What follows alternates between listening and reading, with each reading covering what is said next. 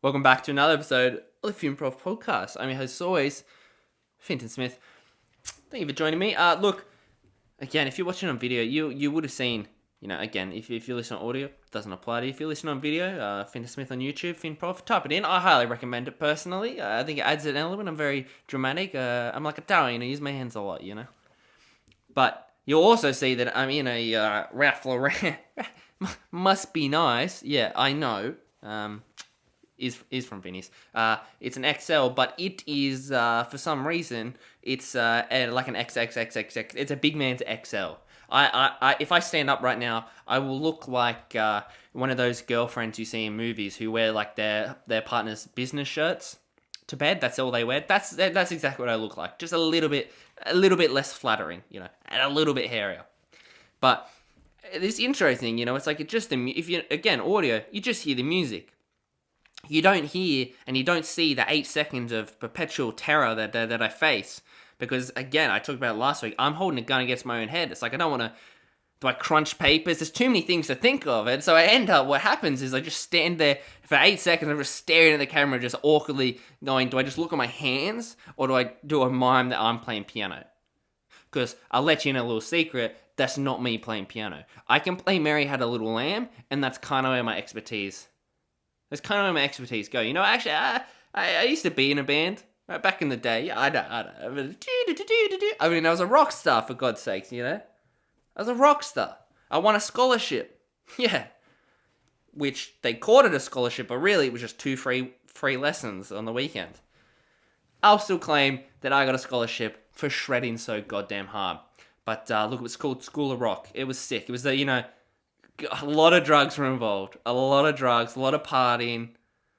Oh, to some of the best years of my life, From ages 12 to 14. Look, it's a blur. It's a blur looking back. But, just me shredding away on my guitar. Electric guitarist, of course. Lead guitarist. Just me. There was like a 9-year-old. He was our drummer and singer. Some like 16-year-old who was actually talented on the bass. And just me.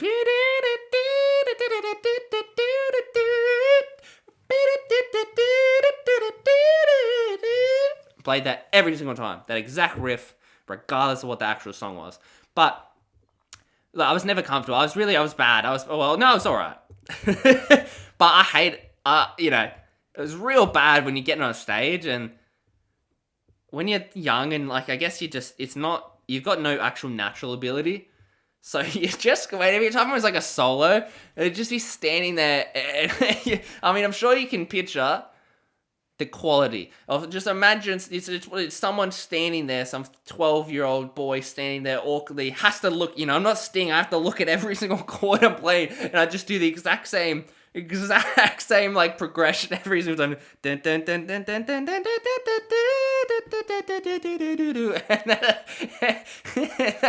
and that's the solo. I'm just standing there stiff as a board, looking head down, looking at the guitar. Every time it's like for 30 seconds, the room's silent, and you get the awkward parent clap like. And you're sweating, you're red, and then it comes back, and you just blur.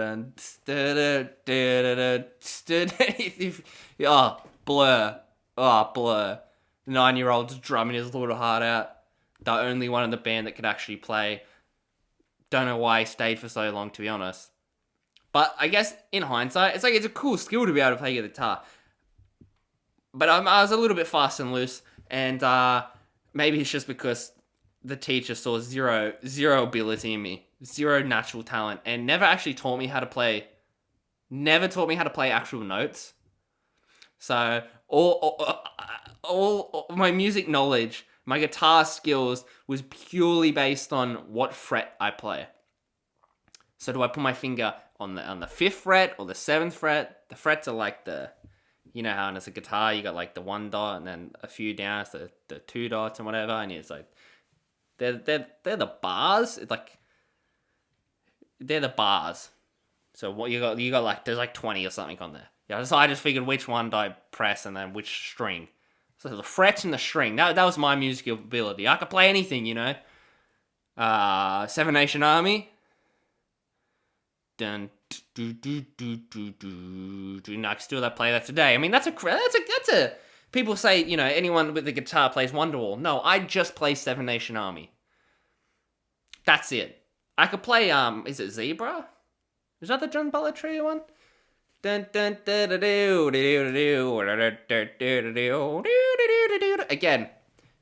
I've still got the guitar. I've tried multiple times replaying, and then I realize now, years later, probably the biggest mistake I could have done was never actually learning the notes.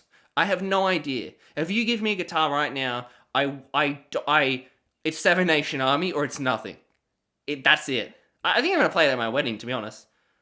I'll really make a big song and dance, like I'm gonna shred, like I've been grinding. I'll have a clip, like a full montage clip of me just grinding away, like Rocky 4 stuff. And I'll just come out and everyone will be like in awe. Dun, dun, dun, dun. That's it. I do have one very fond memory of that place, though, because again, it didn't really teach me anything. It just taught me it's not for me. It's not for me. The good memory from that place, though, was the time I damn near killed a man, right? I used to, every time I'd walk from school to do it, right? It's not a bad walk, but I would get there way quicker. It's like if school finishes at 3 and it started at 4, and then I had like awkward 30 minutes extra time, basically. So I'd always go down to the cholesterol corner, to the fast food outlets. And I was a Hungry Jack's man back then. Macca's was always packed. I didn't really like seeing people that I saw. I don't really like seeing acquaintances. I don't enjoy that. It's like I know you, but I don't know you. So it's like I'm not going to come up to you. Frankly, I'm not even going to acknowledge that we sort of know each other. It's like we might have played 1 year football together or something. It's like we know each other. I'm not saying hi, so I don't want to be even in the same vicinity of you because I just don't want to feel like I hate feeling like I have to say something or that I should say something, and then if I don't, I feel bad. But if I do, then I feel awkward. So I would just go to Hungry Jack's. I went to Red Rooster. Jesus Christ, how are Red Rooster still in business? I know we've seen the theories that they're a money laundering or something. There's something. I've never shit harder than I did getting a cheeseburger from Red Rooster. Biggest mistake I could have made. I guess the red flag should have been that there was not a single soul. Hungry Jack's was packed, Macca's was packed, even Subway was packed, even Outback Steakhouse was packed. Yet Red Rooster had not a single person in there. It was literally like one of those movies where there's a tumbleweed blowing in, and I still went, oh, it's a $2 cheeseburger, I'll order it. Never shit harder. But the one time I went to Hungry Jack's, yeah, I shat pretty close. I used to always get the barbecue bacon cheeseburgers, and I got it.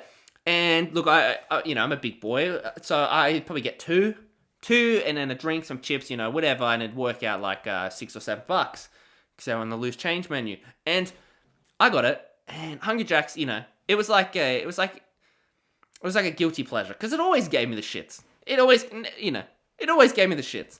But I love the taste. I love the thrill of that edge of I've got 30 minutes now to get there and I'm not feeling it. And this one time I pushed it too hard. I pushed it way too hard. Maybe I got food poisoning. I don't know. But something was not sitting right. And it was a struggle. I got to walk up the hill.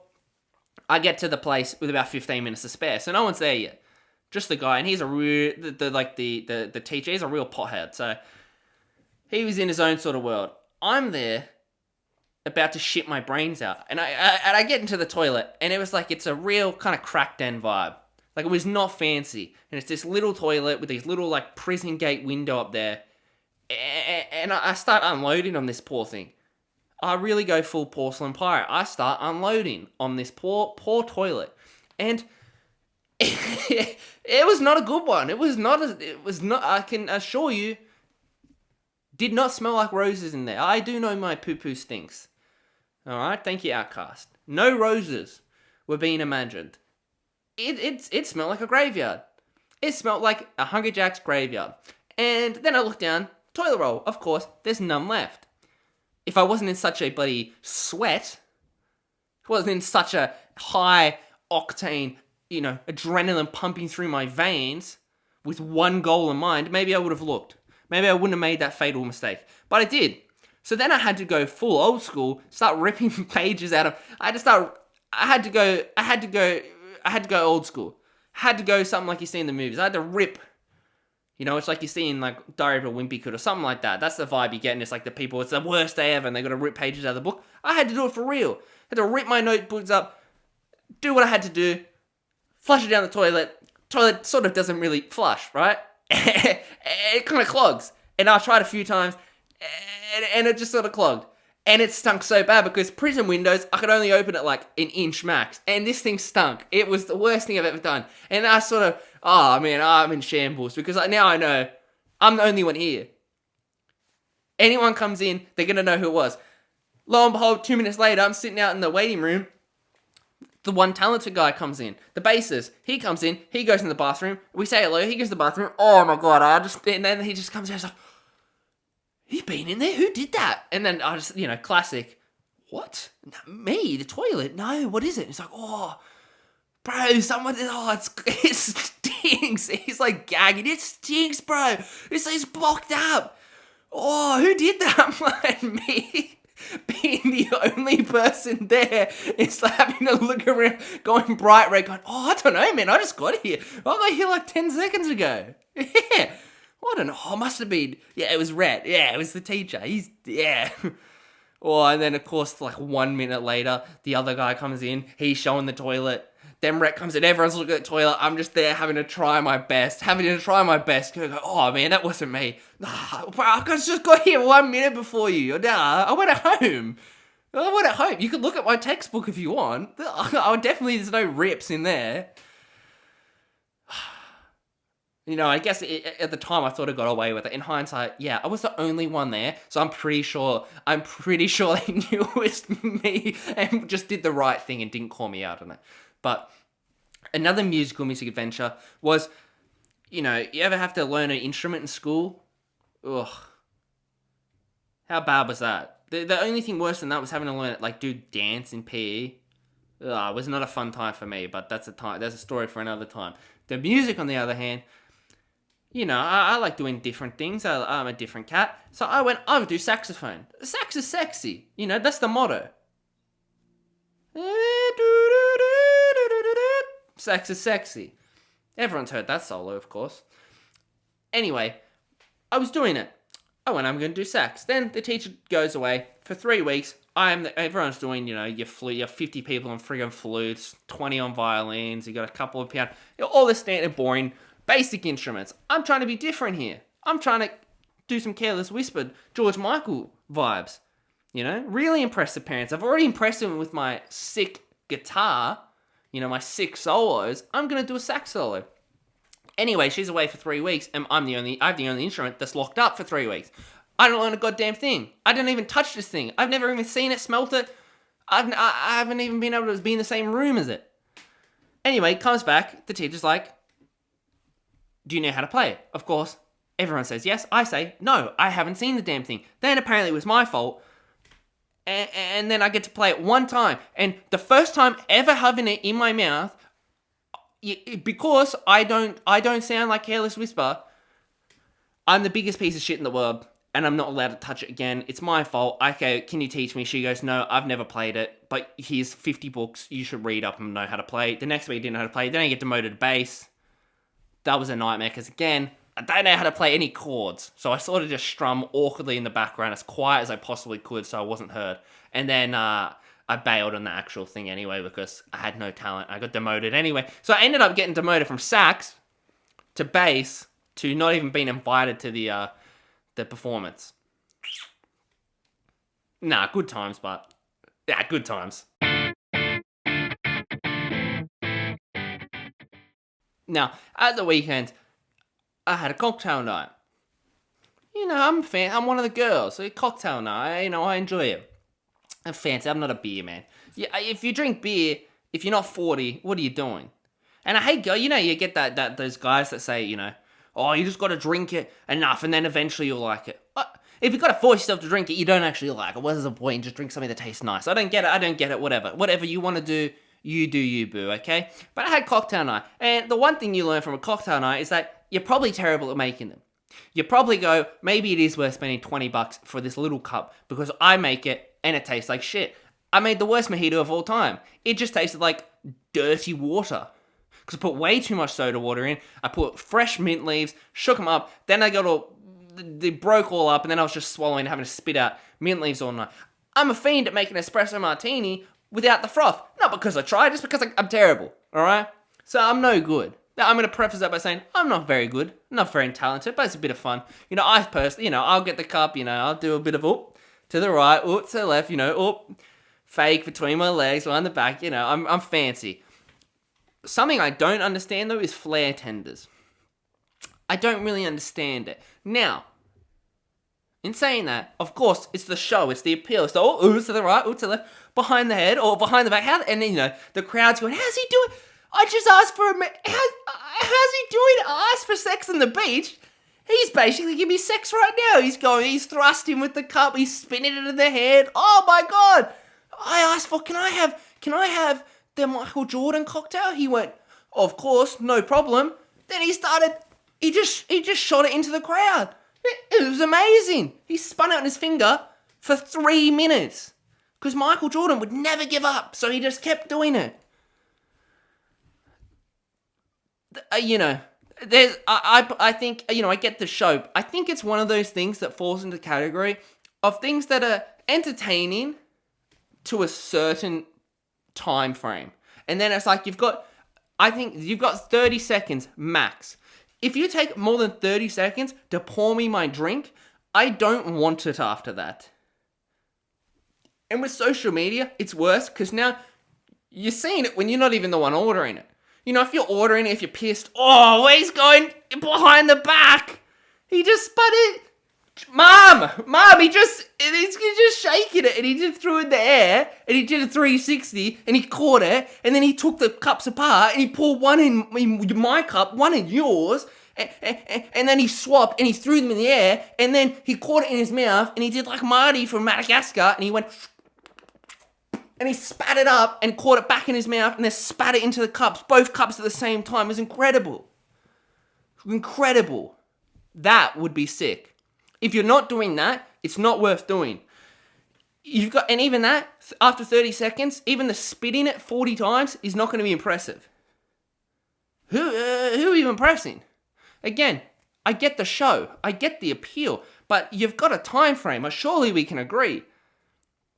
Also, why Flairtenders? Of course, you're a bartender with flair. Why not call yourself a no-care tender?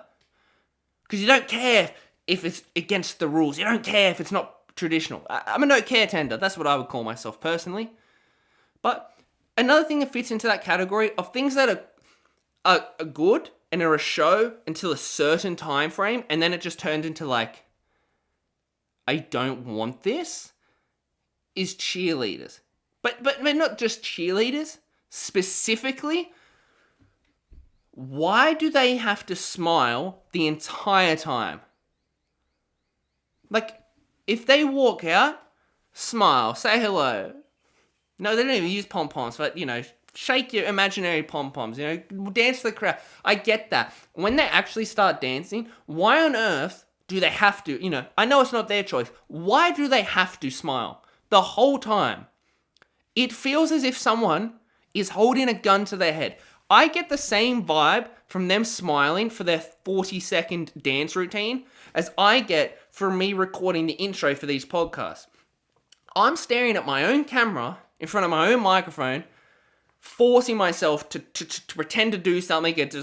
Instead of just cut, I could just not even be here, right? That's the vibe I get from them doing their shitty TikTok dances, and because it can't be too sexual anymore because it's family friendly.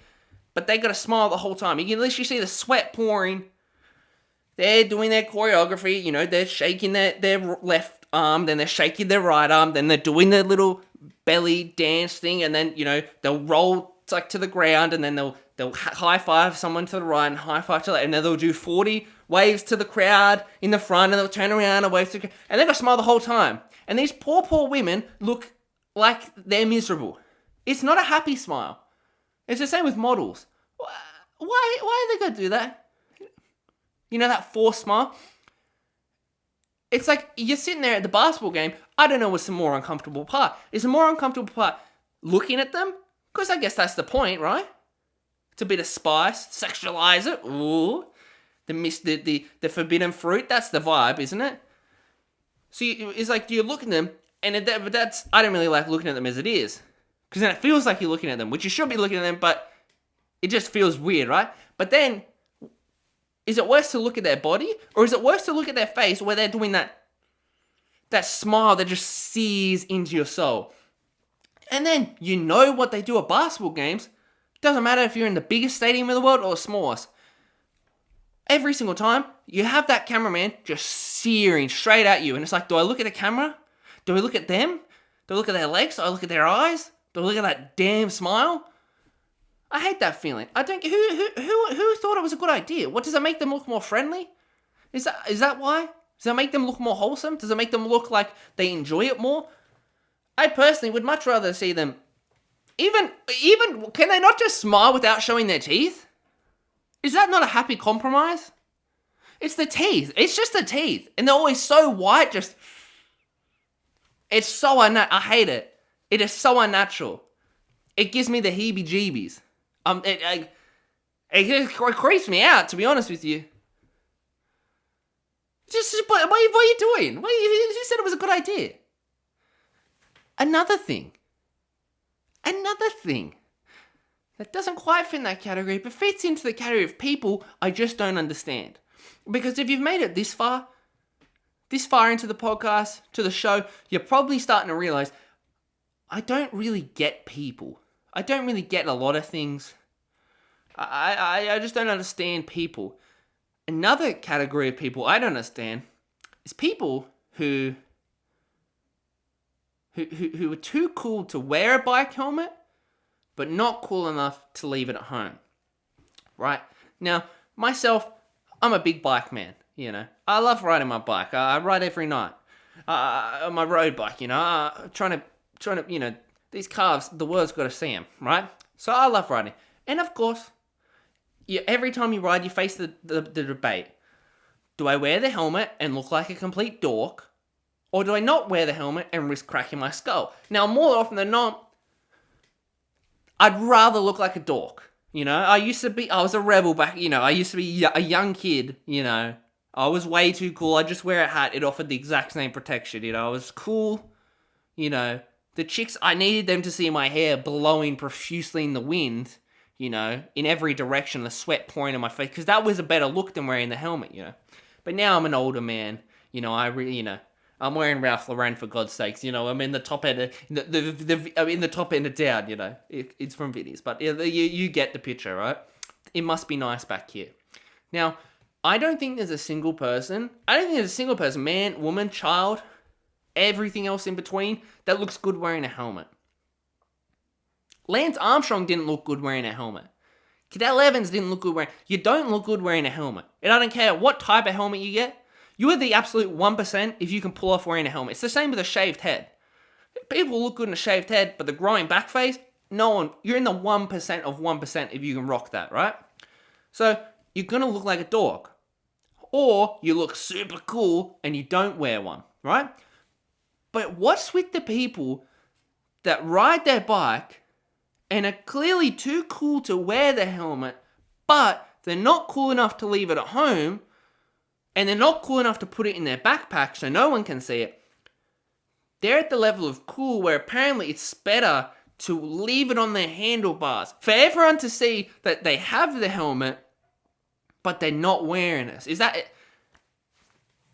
What are we doing? What's up with that? What's up with that? Are you too cool? Or are you a bigger dork than me? I'm wearing it. I look like a knob. I look like a complete dork. You, my friend, look a lot worse than me because you're showing the world that you're too cool to wear it, but not too cool to leave it at home. Are you worried about a police pulling you over? Because I can assure you, if a police is going to go through the effort of pulling you over for not wearing a helmet, he's probably going to notice when you frantically grab it off the handlebars and put it on your head. He's probably going to notice that, okay? Who are you fooling? If you're doing it for mum and dad's approval, put it in your backpack. Or the people that put it on but don't clip it, What's up with that? What? You cool or you're not? You cool or you're not? Put it on, don't clip it up. Why? Put it in your handle buzzer. Why? You fit in the same category of people, for me, who leave their face mask on their rear mirror. Why you do that? And every single time, it's a surgical mask. It's never a nice, neat, bought one. Masks, I get them, I wear them, no problem here, right? I put mine in my middle compartment. Now, of course, I have a global podcast, right? I'm literally filthy rich, if you haven't noticed, by my state-of-the-art studio, okay? I'm doing pretty alright. I'm doing pretty alright, okay? Again, Vinny's Ralph Lauren, okay? My suit cost me $5.50, okay? I'm doing pretty good. $5.50, that is, okay? So, I put mine in the middle compartment. Now, not every car has that, I understand, but every car has a glove box, so why not put your mask in the glove box? Or, in the side of your door, or in the back of your seat. Literally anywhere else but your rear view mirror. This one's a very me problem. I don't understand why. I can't explain it. It sends me into another dimension. It sends me, I see red. I don't know what it is. To me, it just looks so bad. What are you doing? Is it so you don't forget? If you're going to forget your mask and you have to put it there, what are you doing? What are you doing? You're like the people with the bike, the handlebar, the helmets and the handlebars. What are you doing? Just put it in the glove box. Why you got to see it? I hate it. Every time I see it, it's like I get into a fit and I have to chase the car. I'm going to become a villain, right? And I'm going to be called Glovebox Man. And I will break into people's cars, take off their face mask, put it in their glove box, shut the door, leave a little note saying, please don't do this again, lock their door, put the key on the front tire. That's going to be my villain. When you start seeing me on the news, know it's me. I'm Glovebox Man. Unless someone actually does it, then if the police are listening, it's not actually me. What's the point? Why you do that? If you do it, why you do that? Does it not distract you? Is it not easier to just hide it? Put it in your glove box, why you do that? What? Why you do that?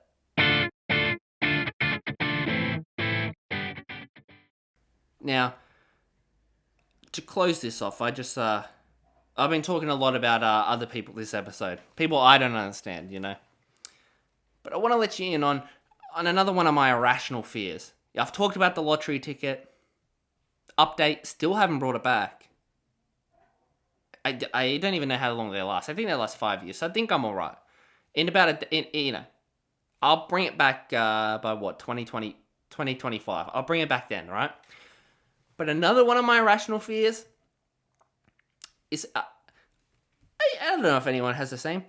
For whatever reason, I can't park next to people. Now, I'm not the worst driver. I'm a good driver. I'm not a great parker. I'm not the worst in the world. Never had an accident, never crashed, never hit. I'm a very incompetent parker. It's like I get in the car, and if I'm parking, it's like my depth perception just jumps ship. It's like me when I was a baby jumping out the window. That's what happens. I drive down the same driveway out of my house every single day, and every single time, I somehow do it a different way. I somehow go off the edge. I somehow almost hit the letter. It's like I just forget how to drive. Now, when I park, for whatever reason, I have an irrational fear. I can't park next to people. I hate parking next to anyone. If I could get a park right in front of the store, but I have to park in between two cars, or I park 200 meters away where I can just drive through, no worries. 99% of the time, I'm gonna go the 200 meters away. And I can't explain it. So don't ask me to. Okay? I don't know why. It's like curbside parking as well. I could be going to a cafe, right? And there'll be a park right outside the cafe. But I have to reverse park between the two cars. I'm more than capable of doing it. My body doesn't let me. And anyone that's in the car with me absolutely hates it. They hate it. I can't explain it. I will just drive around the block and park 500 meters away. To me, that's a better situation than parking right outside. Because that way, I can take as much time as I want. I can't explain it. Again, I never had an accident. I'm not the worst parker in the world. Am I dumb? Maybe. Again, my passengers would definitely tell you I am, but for whatever reason, that's a better situation for me, and this is all about self-care over here. So I'll park, it's like I'll go into town. Do you think I'm parking? Do you think I'm gonna pay for parking? You're absolutely wrong. It's another irrational fear of mine for some reason. I'm not giving a cent to the man. I will just drive and park 3 kilometers away if it's free than parking and walking 30 meters if I have to pay $1. What's wrong? I don't, even like some days they're free, I'll still choose to park kilometers away because for me, that's a better situation. That, you know. It's irrational, but it's me. And that's better. I can't tell you why, but it's just better, okay? Now, look, that brings us to a conclusion of another episode of the Finprov podcast. From myself and the team here, make sure you have a wonderful night, morning, evening, and life. Stay tuned for next week's episode. Don't forget to like, subscribe, comment, rate, review, do whatever you have to do to be the best you can possibly be. I'm your host, Vincent, and goodbye.